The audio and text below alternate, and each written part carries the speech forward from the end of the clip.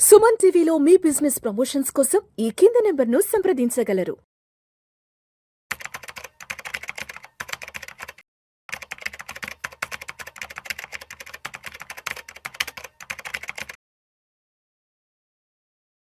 అశోక్ దేవరంప్రే గారు నమస్తే సార్. నమస్కారం. Welcome to Vishnu Talks.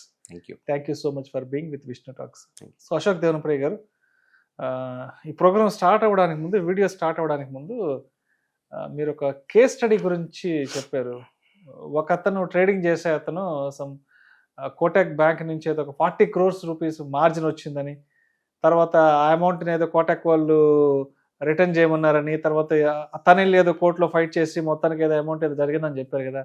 So ఎవరు ఆ ట్రేడరు, ఎందుకు అతనికి కోటక్ బ్యాంక్ నుంచి 40 కోట్ల రూపాయల మార్జిన్ వచ్చింది, వచ్చిన ఆ డబ్బుల్ని తను అసలు ఏం చేశాడు? ఇది ఒక 2018లో జరిగిన స్టోరీ ఇది. అతను మహారాష్ట్ర వాడు అనుకుంటా. అతని పేరు రాజ్గురు అని. నార్మల్ రీటైల్ ట్రేడర్, ప్రతిరోజు లాగిన్ అయ్యి ట్రేడ్ చేసే రీటైల్ ట్రేడరు. ఒకరోజు మార్నింగ్ లాగిన్ అయినాడు. కోటక్ సెక్యూరిటీస్ వాడి బ్రోకర్. సో కోటక్ సెక్యూరిటీస్ టెర్మినల్లో ఒకరోజు మార్నింగ్ లాగిన్ అయినాడు. వాడు ఎంతో డబ్బులు పెట్టుకొని ఉంటాడు, 1 లక్ష 2 లక్షలు 5 లక్షలు పెట్టుకొని ఉంటాడు. కానీ ఆ రోజు వాడికి 40 కోట్ల మార్జిన్ కనిపించింది అకౌంట్లో. వాడు షాక్ అయిపోయాడు. అదెలా, అది ఎందుకు వచ్చిందంటే వాళ్ళ ఒక ఇన్ఫ్రాస్ట్రక్చర్లో ఏదో మిస్టేక్ జరిగింది. ఏది కోటక్ వైపు నుంచి. అప్పట్లో డిస్క్రిషనరీ లివరేజ్ అని ఒక కాన్సెప్ట్ ఉండేది. Initial margin and peak margin allocation, ఈ 2 కాన్సెప్ట్స్ ఉండలేదు అప్పుడు. అవన్నీ రెగ్యులేషన్ మళ్ళీ వచ్చాయి, అప్పట్లో ఉండలేదు. వాళ్ళు ఏదో కాన్ఫిగరేషన్ మిస్ మ్యాచ్ అయిపోయి వీడికి 40 కోట్లు ఫ్రీ మార్జిన్ వచ్చేసింది అకౌంట్లోకి. వీడు డిపాజిట్ ఇవ్వకుండా. ఆడేం చేశాడు, టెస్ట్ చేద్దామని ఒక పెద్ద లాట్ సైజు ఆర్డర్ పెట్టినాడు. పెడితే ఎగ్జిక్యూట్ అయిపోయింది. So since is a retail trader, వాడు సెల్లింగ్ చేయడు, బయింగే చేస్తాడు, ఆప్షన్ బయింగ్. ఏదో బ్యాంక్ నిఫ్టీ ఆప్షన్ పెట్టాడు, టక్కని ఆర్డర్ ఎగ్జిక్యూట్ అయిపోయింది ఒక పెద్ద మొత్తాన. మళ్ళీ కొంచెం పైన చూస్తాడు, 50 లక్షలు లాస్. కట్ చేసేసాడు పొజిషన్ని. అరే డబ్బు ఎలా వచ్చింది, 40 కోట్ల మార్జిన్. ఓకే, దాని తర్వాత ఇంకో పెద్ద ఆర్డర్ పెట్టాడు.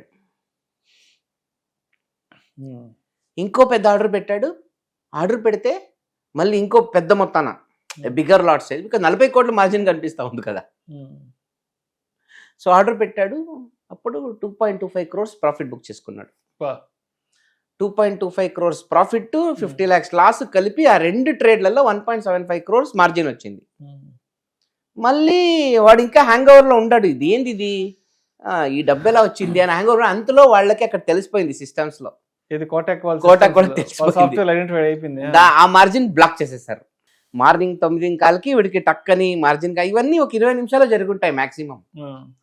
So end of the day ఆ 40 crore మార్జిన్ వాడికి కనిపించింది. 40 crore మార్జిన్ వాళ్ళు బ్లాక్ చేసేసారు.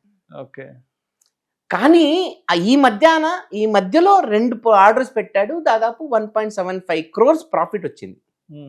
వాడు వండుకొని ఈ ప్రాఫిట్ 1.75 crore వచ్చింది కదా, నాకు పేఅవుట్ ఇవ్వండి అని అడిగాడు. కోటక్ వాళ్ళు మేము ఇచ్చేలేదు, ఎందుకంటే ఆ మార్జిన్ డబ్బు మాది. అంతే కదా, ఆబ్వియస్లీ వాళ్ళదే కదా.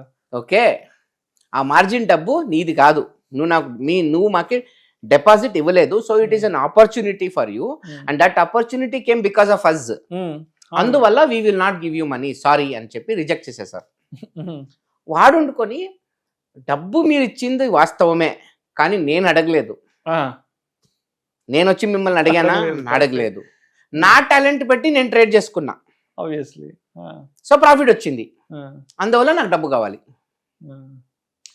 వాళ్ళ ఆర్గ్యుమెంట్ ఏంటంటే, సపోజ్ నువ్వు లాస్ చేస్తుంటే, సపోజ్ నువ్వు లాస్ 1.75 crores ప్రాఫిట్ బదులుగా 1.7 లాస్ మేమేం చేసేది, అప్పుడు ఆ లాస్ మేము తీసుకుంటాం. నువ్వు కట్టగలవా? అది హైపోథెటికల్ సిచ్యువేషన్, అది జరగలేదు కదా. అలాంటి సిచ్యువేషన్ మీరు ఇప్పుడు ఎందుకు ఆలోచిస్తున్నారు? మీరు జరిగిన కథ మాట్లాడండి. నేను ప్రాఫిట్ చేశాను, ఇక్కడ జరిగింది మంచి జరిగింది, ప్రాఫిట్ వచ్చింది, నాకు డబ్బు ఇవ్వండి అని. వాళ్ళు say they rejected, out rightly rejected. తను కోర్టుకు పోయినాడు, నాకు కోటక్ వాళ్ళు మోసం చేస్తున్నా, నాకు డబ్బులు ఇస్తలేదు.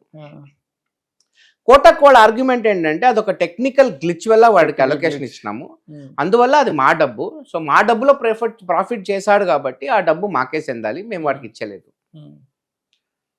ఆ అది డిఫెన్స్ కౌన్సిల్ చెప్పింది. పబ్లిక్ ప్రాసిక్యూటర్ ఎలా ఆర్గ్యూ చేశాడంటే, ఫస్ట్ ఆఫ్ ఆల్ వాడు మిమ్మల్ని డబ్బు అడగలేదు, వాడు మీ ప్లాట్ఫామ్ లో లాగిన్ చేసి హ్యాక్ చేసి మోసం చేసి ఇంకేదో చేసి ఆ ఒక మార్జిన్ పెరుక్కోలేదు, లీగల్ గా తను కరెక్ట్ ఉన్నాడు, వాడి అకౌంట్ నుంచి చేసుకున్నాడు, వాడి అకౌంట్ లో మార్జిన్ వచ్చింది వాడి అదృష్టం, ట్రేడింగ్ అకౌంట్ లో చేసుకున్నాడు, వాడి ట్రేడింగ్ అకౌంట్ లో వాడు ట్రేడ్ చేసుకున్నాడు, కానీ వాడి ట్రేడింగ్ లో డబ్బేసింది మీరు మీ నిర్లక్ష్యం, మీ అశ్రద్ధ, అది మీ తప్పు.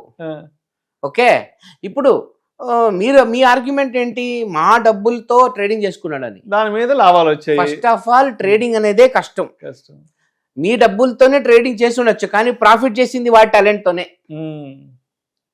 ప్రాఫిట్ చేయడం కష్టం కదా.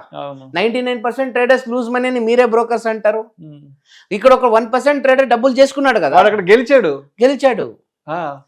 సో మీరు చెప్పేది మీ డబ్బు, నంబర్ 1 వాడు ఫ్రాడ్ చేయలే, వాడు అడిగలే, అందువలన మీరు డబ్బులు ఇవ్వాల్సిందే అని ఆర్గ్యుమెంట్ చేశారు. లాస్ట్ కి బాంబే హైకోర్టు డిక్లరేషన్ ఇచ్చింది. Bombay high court ordered Kotak bank to release 1.75 crores to him because he is not wrong. ఎందుకంటే తను ఏ తప్పు చేయలే, తన అకౌంట్ డబ్బు వచ్చి ట్రేడ్ పెట్టాడు, ప్రాఫిట్ చేస్తాడు, మీకు నష్టం లేదు, మీ మార్జిన్ పెట్టారు, మీకు తెలుసుకున్నారు, మీరు ఇడ్చుకున్నారు, మీకేం నష్టం, ఇది ఈగోగా తీసుకుంటున్నారు మీరు.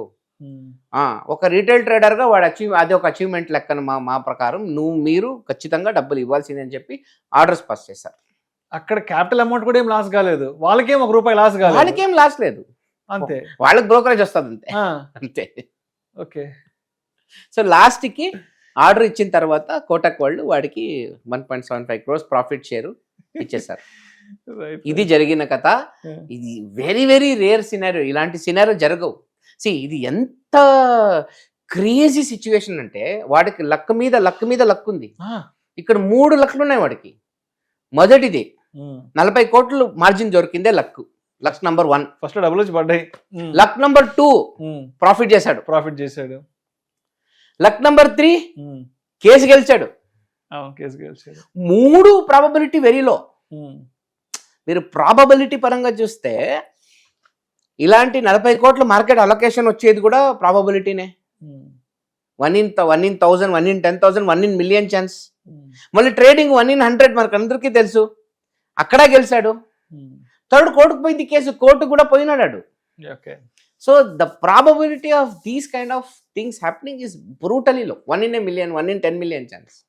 వాడికి అదృష్టం ఉండే, వాడికి యోగం ఉండే, వాడికి పట్టుదల ఉండే. సో లాస్ట్ కి అలాంటి ఒక పెద్ద బ్రోకర్ విరుద్ధంగా కేసు గెలిచి ఆ 1,75,00,000 డబ్బులు తీసుకున్నాడు. చెప్పాలంటే ఇక్కడ వాడిది చాలా స్ట్రాంగ్ మైండ్ సెట్. అంత పెద్ద కోటక్ సెక్యూరిటీస్, కోటక్ బ్రాండ్ తో వాడు ఫైట్ చేయగలిగాడంటే, వాడు సైకలాజికల్ గా వాడిది ఎంత స్ట్రాంగ్ మైండ్ సెట్ అయి ఉంటుంది. అరే అంత పెద్ద కంపెనీతో నేను ఫైట్ చేయలేను, వాళ్ళు డబ్బులు అడిగారు, నేను ఇచ్చేసేయాలి, నేను వాళ్ళ మీద కేసు గెలవలేనేమో, ఓడిపోతే చిన్నవాడిని వాడు అనుకోలే.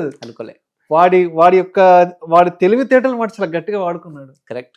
So that is trader psychology, good psychology, strong mind set. And సాధారణంగా మనం సినిమాలు చూస్తాము, సినిమాలల్లో ఎమోషన్ ఎప్పుడు హెవీ ఉంటుందంటే, ఒక వీక్ పర్సన్ ఒక పెద్ద సంస్థ మీద, ఒక పెద్ద డాన్ మీద గెలిస్తేనే మనకి హైప్ వచ్చేది. మన రాజమౌళి సినిమాలో చూస్తాం, విలన్ ఎంత స్ట్రాంగ్ ఉంటే హీరోకి అంత మైలేజ్ వస్తుంది.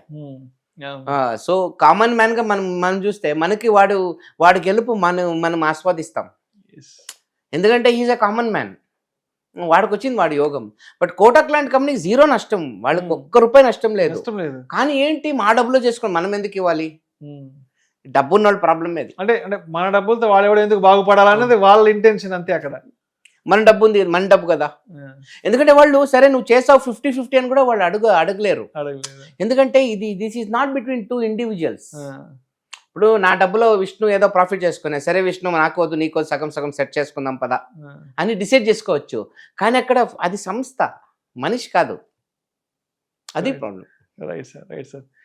Thank you so much Ashok Devanampriya గారు. నిజంగా ఒక ట్రేడర్ అనేవాడు ఎటువంటి స్ట్రాంగ్ మైండ్ సెట్తో ఉంటే వాడు దేన్నైనా జయించగలడు, దేన్నైనా ఎదిరించగలడు. చెప్పాలంటే స్టాక్ మార్కెట్లో చక్రం తిప్పగలడు. Thank you sir, thank you so thank much. You very much.